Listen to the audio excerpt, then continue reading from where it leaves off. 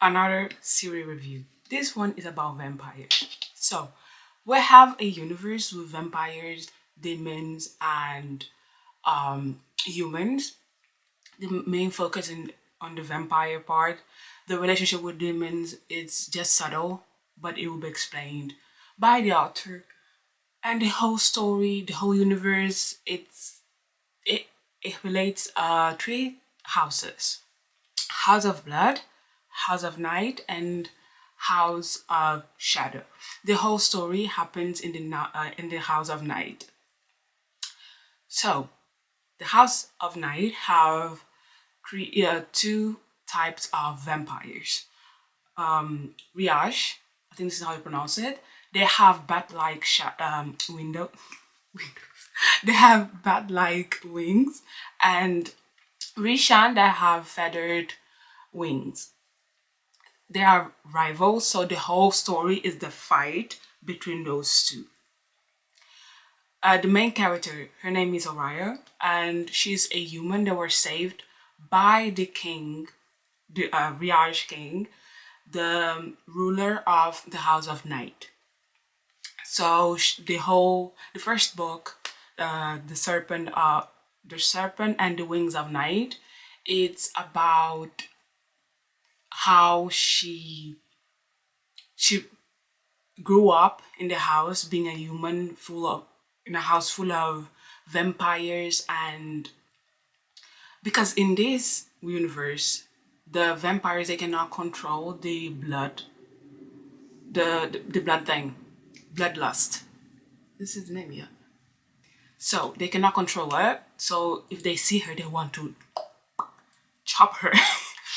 They cannot control it, so the whole thing is about that. Because she doesn't have any power, and because she cannot live with them as a friend, like as family, because she's always at, like, her safety is always at stake, she enters a tournament to win. And if she wins, she will bond herself with her father, the stepfather, in order to become powerful and not to die and live peacefully in the kingdom. The thing is, this tournament, Ketari, I think this is how I pronounce it. I think most of these names are like Turkish, Arabic, a little bit, so bear with me. This tournament, she is the only human. It's full of vampires and creatures with different powers because they have certain powers. Not powers like witchcrafting and those type of powers, like I don't know. Well, they can fly. Each of them, they have different type of, I would name it power. But if you really understand a little bit more, because it's not that something as a power that we're normally used to, but they have some stuff that human don't have beside being vampires. And the whole thing, she's forced to befriend another vampire. The thing is, he's the enemy.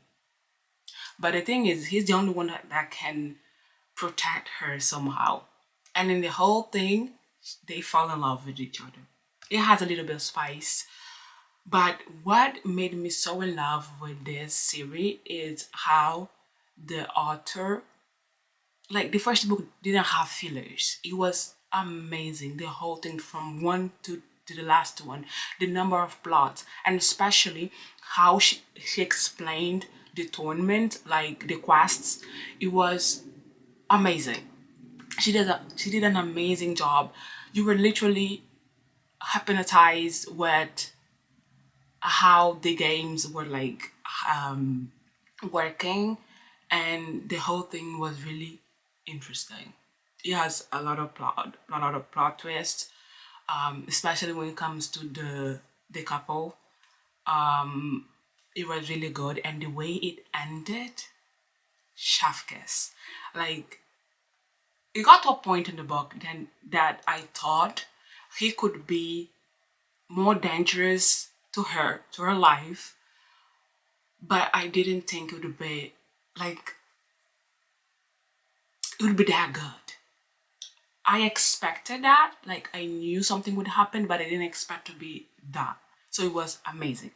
And then we go to the second book, The Ash and the Star-Cursed King. And that book is the end of every single thing, is where every single thing is solved, every single thing is explained. And we get to one point where I think the main thing is solve the issue in the relationship between the two main characters, Rain and Oriah. And the thing is, it could be better. The last book of every Duet series or whatever, it tends to be a little bit disappointing. It wasn't totally disappointing, but it could be, certain things could work faster and it could be developed better. But it was cool. A plot twist, a spoiler about the first book is she's kind of forced to marry him, and she doesn't want to, but she doesn't have another option. So the whole book, it's the first book is the slow burn, meeting each other, enemies to lover. The second book is a little bit of enemies to lover, but most focused on the second chance part, where it's like forgiveness, there's betrayal, there's trust. There's a lot of things happening in that book. The plot twists were like, again, chef kiss. It was really cool, really cool. The only issue would be the it had more fillers than it should, and things could work a little bit faster, and the revenge part could be exploited more, because the whole book spent more time in the relationship resolution than in the revenge part, because it has a revenge. If you read the first book, you know that she had to. So they get married. There is a whole blah blah blah blah between those two yo-yo type of game, and at the end we have the revenge. But one thing that I liked the most about the second book was the explanations of things, and again the plot twist. Know what I like? I didn't expect that. To be honest, I literally didn't expect those plot twists when it comes to her mother and father and sisters and whatever.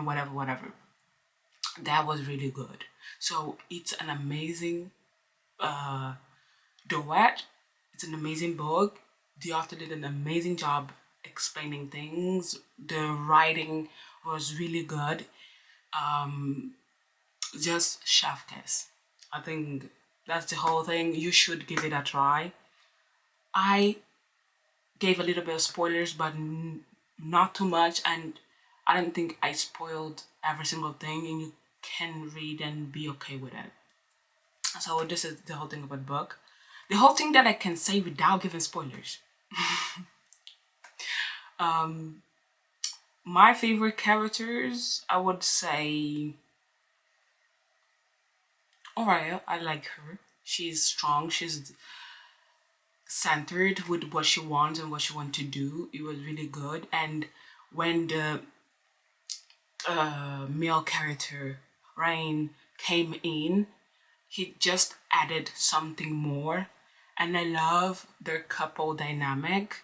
It wasn't too cliche, it was just normal and good and cool.